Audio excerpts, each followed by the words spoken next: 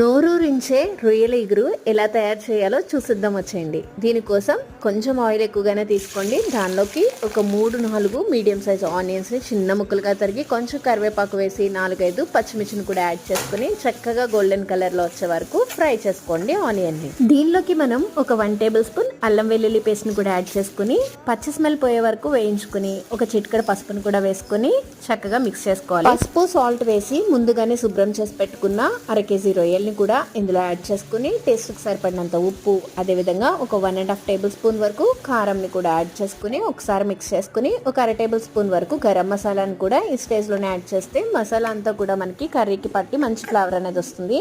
ఈ స్టేజ్లో మనము ఒక టీ గ్లాస్ వాటర్ని కూడా యాడ్ చేసుకుని లో ఫ్లేమ్లో పెట్టుకుని ఒక 15 మినిట్స్ వరకు కుక్ చేసుకుని ఈ విధంగా కర్రీ నుంచి ఆయిల్ సపరేట్ అయిన తర్వాత కర్రీ అనేది ప్రిపేర్ అయిపోయింది. లాస్ట్లో గరం మసాలా కొంచెం కొత్తిమీరతో గార్నిష్ చేస్తే ready. Thanks for watching. Please do subscribe.